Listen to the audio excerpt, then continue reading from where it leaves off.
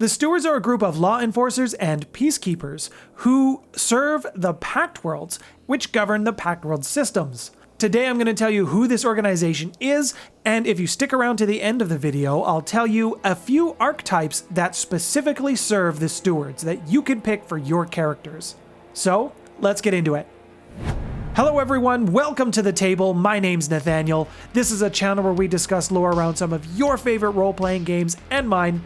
If that's something you're interested in, I would love to have you join me in my community Discord server where we can chat about these games.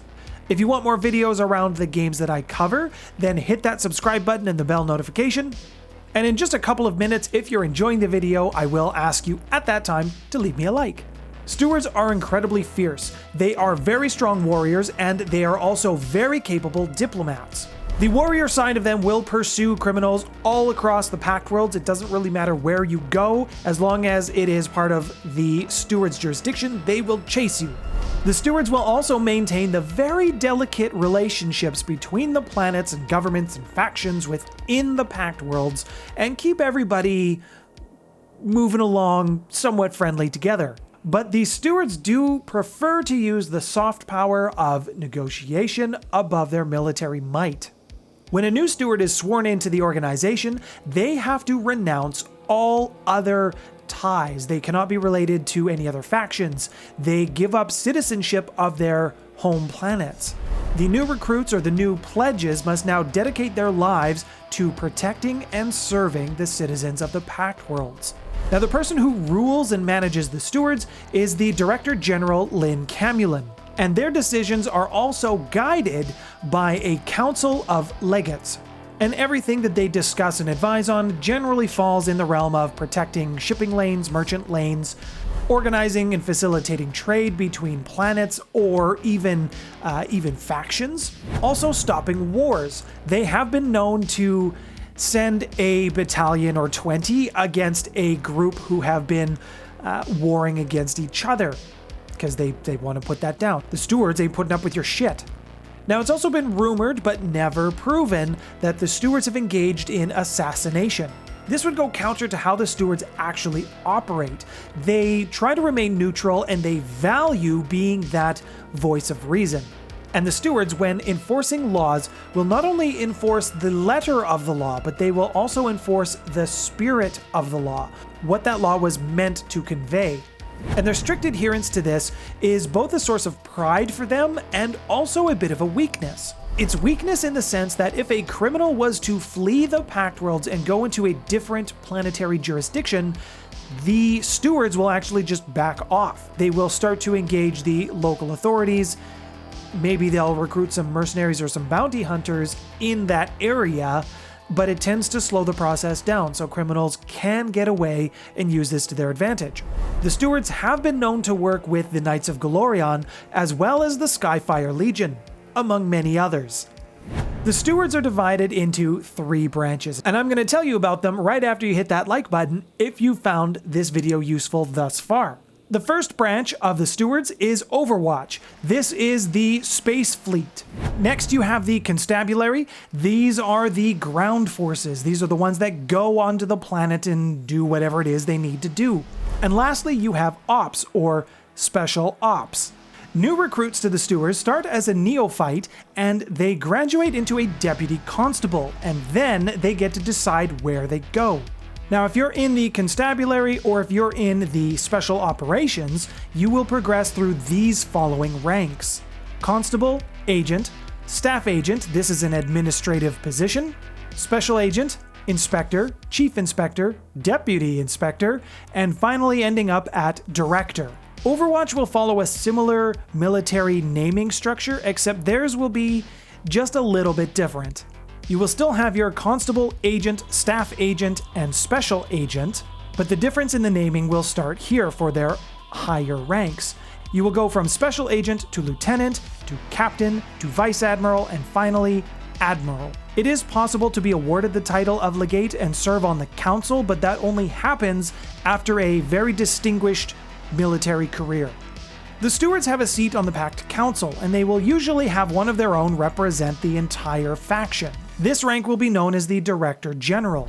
They do not have any voting rights, so they are strictly an advisory capacity to the Pact Council.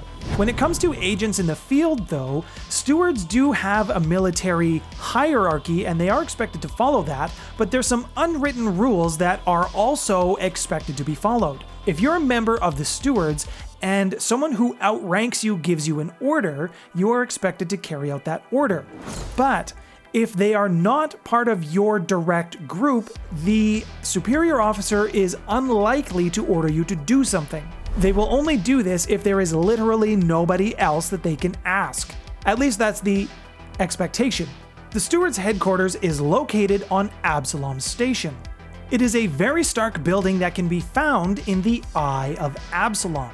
I do have an ongoing series where I'm talking about the different districts in Absalom Station. That will be linked up here if you are interested. Even though the stewards are independent of the council or the ruling body of Absalom, they do defer to the council for most things.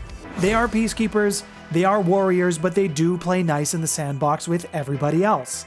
The stewards as an organization have been around for a very long time. They predate the gap by almost 1,000 years. Originally they formed as a group, and this was called the Ring of Nations. The Ring of Nations was formed on Versailles, and this happened during a time of great social unrest. There was lots of wars, civil wars, people fighting each other. And there is some evidence to support this. On Versailles, there is a place called the Obelisks of Vimmel. They bear the markings of some magical runes that have yet to be understood. Nobody knows what's on them, but there is some inscriptions on these obelisks. From strength, unity. From unity, strength. Thus we do stand against chaos. Thus we do honor their sacrifice. It's recorded that even during the ancient times, the Ring of Nations, now known as the Stewards, was credited with solving the wars. They were recorded as committing themselves to peace, giving up their family, giving up their home so that they could fully commit to keeping the peace. And even after the gap ended, the stewards are credited with keeping the peace on Versailles. And the reason they transferred their headquarters from Versailles to Absalom Station is largely because of the Vesperium Empire. When they invaded the Pact Worlds, there was so many similarities that they saw between their recorded events in Versailles' early history and what was happening after the gap when the Vesperium, they invaded and started war with the Pact Worlds. The stewards expanded their scope from just Versailles to cover the entirety of the Pact Worlds. At first, their reception was not well met, largely from corrupt government officials who found out that it was very difficult to bribe the stewards. Once they were endorsed by the Pact Council, many of the governments started allowing the stewards in, and they developed a good reputation for being neutral peacekeepers, as well as very capable warriors. Don't forget that. Although the stewards are an organization, they do have large amounts of recruits. They do have a good base, but space is very big. So how do the stewards maintain control and move their troops around to get to where they need them to go and do the mediation or be the warriors that whatever the situation needs them to be?